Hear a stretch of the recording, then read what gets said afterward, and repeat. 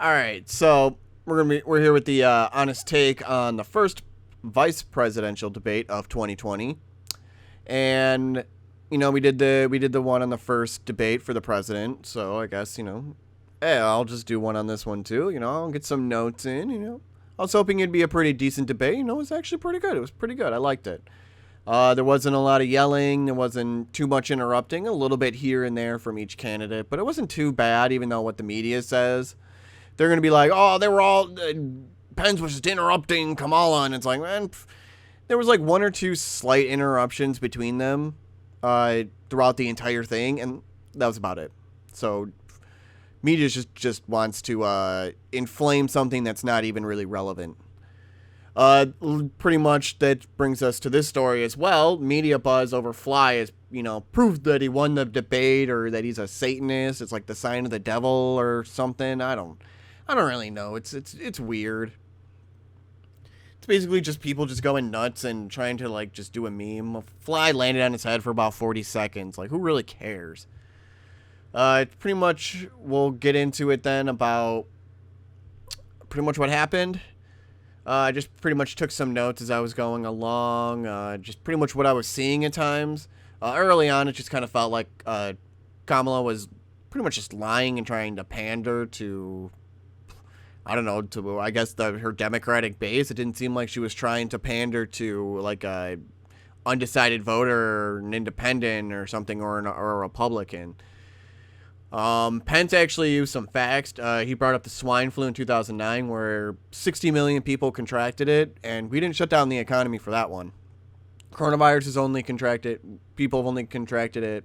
7 million people have contracted coronavirus.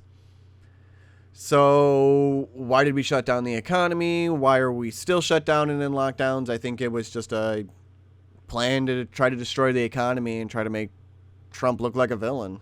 Really, it's sometimes you just got to go with Occam's razor, and it seems like the most likely outcome with the evidence we have. We got Susan Page was interrupting Pence for his 2 minutes up, but yeah, she definitely never went after Kamala. But it also kind of looked like Kamala had someone off to the side, like kind of moving their hand, like, okay, you need to keep going, because she would try to like stop sometimes, like after a minute or like a minute 10. And then it would be like, all right, you need to keep going. So you just start ranting about something nonsensical for, I don't know, 45 seconds to a minute. And then as soon as 2 minutes would happen, you would just be like, done. So it's like someone was like on there, like on like 10, 9, 7, 6, 5. So I don't know. I just kind of felt like she was all over the place. Kamala pretty much gave up on answering questions about coronavirus towards the end. She just went completely off topic for 2 questions. And Susan Page didn't even like come back and be like, you didn't answer my question. Pence was kind of like, you didn't really answer that question, She doesn't talk about being transparent with the president's health. That was one of the questions. So basically, if Biden got sick, would they be transparent? Instead, she decided to talk about his taxes and basically just spewed the headline, $750, $750, $750, I don't know, like 12 times. Basically meaning that she didn't really read the article. We know that Trump actually paid, between those 2 years, 2016, 2017, actually, what was it, like $5.5 million? It was already just credited. So the government already had it, so they basically just took that, and then he still had to pay something, so it was just $750. I think that's like the minimum then. Oh no, it's such a conspiracy. It's so bad. Oh no, Trump did everything legally and people are angry. I don't know what. It seems like a topsy-turvy thing. At that point, it basically just starts shifting into the economy. Pence pretty much just answers the questions with pure facts. I mean, I would say, hopefully you watched it, or definitely go watch it. It was a very good debate from Pence. Kamala was just all over the place, though. So if you want to get like a somewhat decent laugh, just be like, what is she talking about? It's like, it's not even the question that's that's going on. She's going completely off topic. So this is a little funny in that regard. You know, you got the fly and whatever. So there's little highlights here and there. Let's see. Kamala basically comes out swinging that she thought the debate was about facts, and it's like, where did this come from? Pence literally answered a question with like 4 facts, and then Kamala's like, I thought those was about facts. Like, what are you talking about? He just said facts. He's been doing that the entire time. What are you talking about? She tries to be snarky at it and tries to get the upper hand at that point, but it kind of fails. Kamala tries to say the economy was doing well pre-pandemic because of Biden. We had 3.5% under unemployment under Trump before COVID hit. That wasn't really Biden's doing or Obama's. We were handed off the economy, or Trump was handed off the economy, at 9%. So yeah, you can keep that increase going, or you could have it fail. That depends on the president. And Trump let it go way down. Like the unemployment just went down to then 3.5%, record low. And we're already at 7.9%, 7.8% again. So we're already underneath that 9% than what was given to us at the start of Trump's presidency. She also blames the virus on Trump and says all problems are Trump's and basically Pence's fault for no reason, while, they're supposed to be talking about the economy. Pence goes off with some hard facts and shuts down the Green New Deal and basically Kamala, saying that, the Green New Deal is just horrible. It doesn't explain how they're going to create jobs. It's like, we're going to create jobs. We're going to basically take out all fossil fuels, and we love fracking, and it's like really weird stuff. It's like, the anti-cow stuff, and so they were trying to ask why it's still up on her website, like on the Biden website, on the whole campaign for the Green New Deal, if it's such an insane and insidious idea. And she didn't answer, so she just dodged it, and it was really dumb. But Susan Page then actually comes up with one good question throughout the entire thing on the Green New Deal. Just like, you didn't answer. Why is it actually on your website? You literally said, you're basically saying you don't support the Green New Deal, but it is on your campaign website, like on the front page. She basically just got caught, just wouldn't answer. She was just confounded. She was like, Orange Man bad. Basically then Pence comes back with, why she denied it and wouldn't answer the question. Susan gives Pence a loaded question basically about climate change. And, he answered it pretty well. It was just a horrible question. It was like basically a yes or no answer at that point. It's like, yeah, like, we have problems, but like, we definitely just need to figure out how to solve them, was basically his answer. But, in a, way better way. Let's see. Susan gives, we did it. Why did Kamala say Trump lost a trade war with China? Yeah, she just came out all of a sudden and was like, Trump lost a trade war with China. And Pence is like, what are you talking about?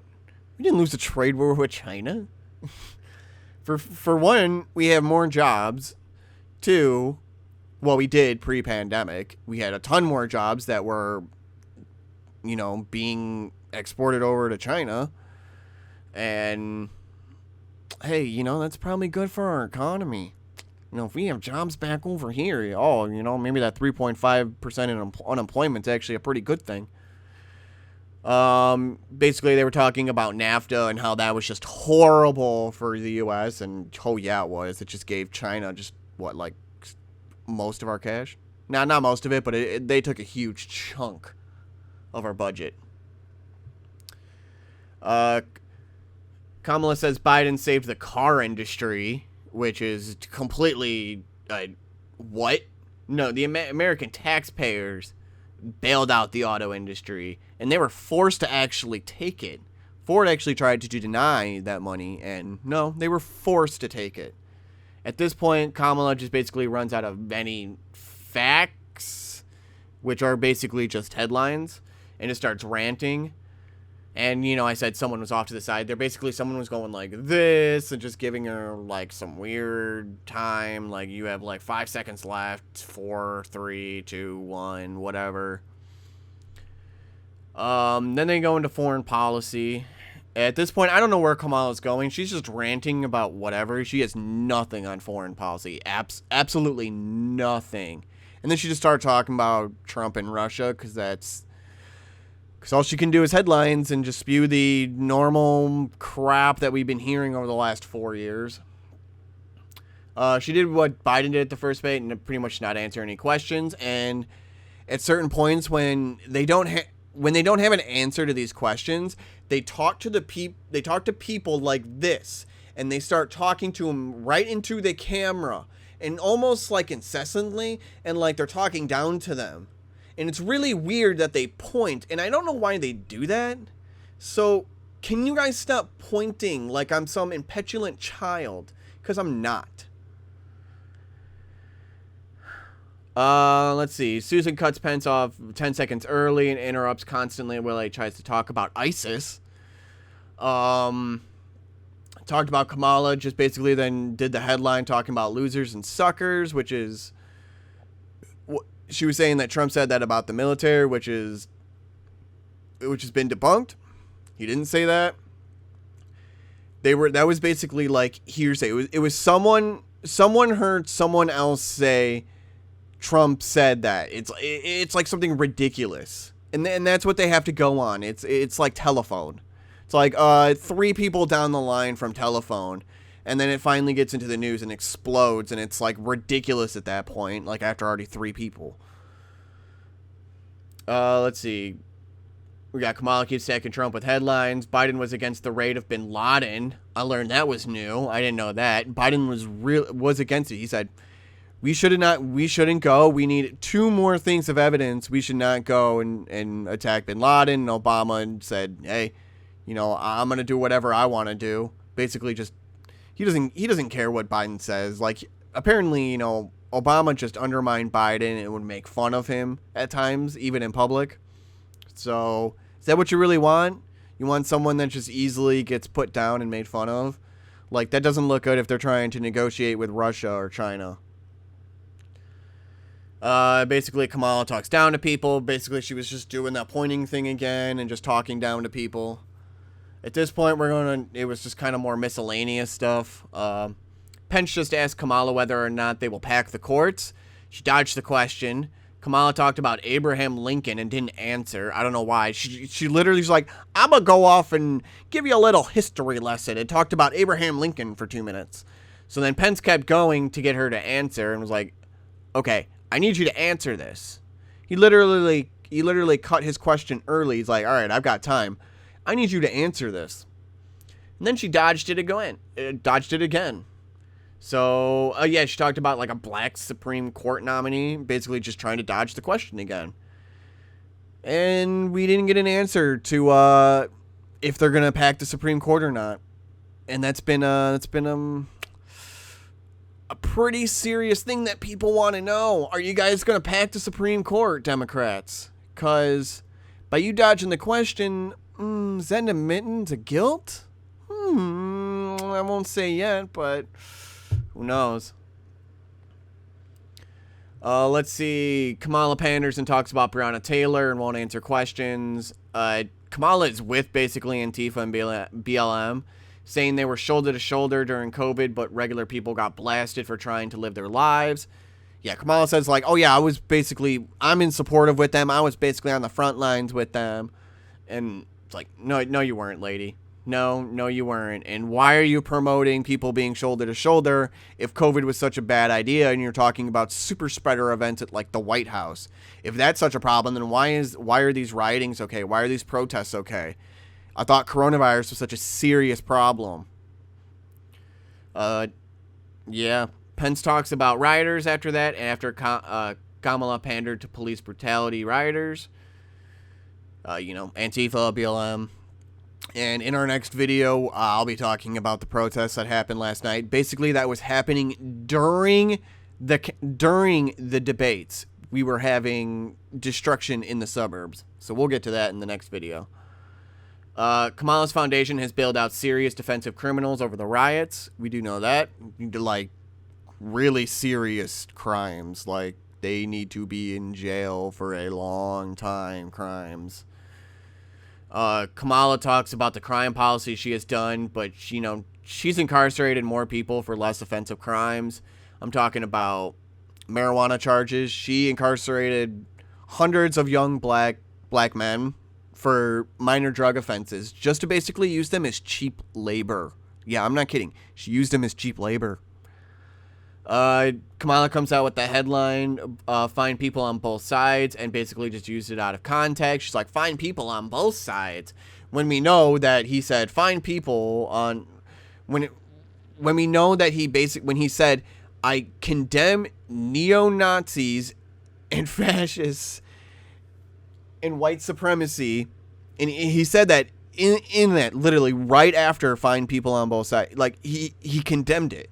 He said it in there. But they don't want to believe that. They take a snippet of the sentence and they just run with it. So she just completely lied and just went off the rails.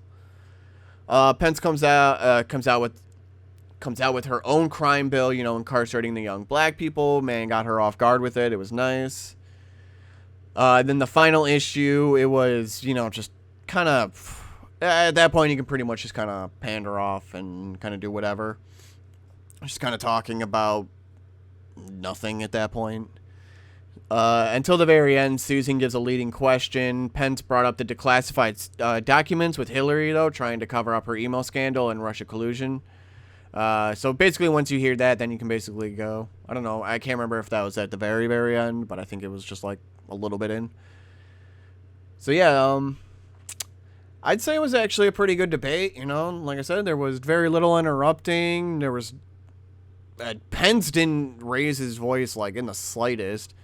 Kamala was a little cringy, and yeah, sometimes you can tell when she's lying. She's got some pretty hard tells, and I think she was pretty nervous and flustered at times. She was definitely caught off guard with one, the Supreme Court and the Supreme Court packing, and the Green New Deal specifically.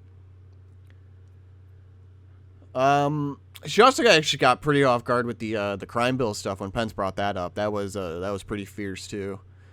But I gotta say, man, Trump and Biden debate was just that was just awful. That was just, like I said, that was a parody rap battle without music. It was just like one of those awful ones you see on like Disney Channel movies or like kids movies where they try to be hip and cool and they're just awful. So yeah, this one actually felt like an actual real debate, and it was nice. It felt pretty nice. I mean, it felt like a real debate in a certain sense. I mean, like I said, Kamala didn't really answer anything, so I didn't really learn anything new from the Democrat side. Basically, it's just, okay, you guys support the same thing I already knew you supported. You're not trying to disavow any violence or anything. It's like, okay, whatever. All right. That's how you want to play, and then whatever. I mean, I don't know how many times Trump then has to condemn white supremacy and all that stuff. He has to do it every day on like every hour, apparently. It's weird. So we'll leave it there. We'll come back with the next video in a little bit then on the protest that happened last night. I will see you then. Bye.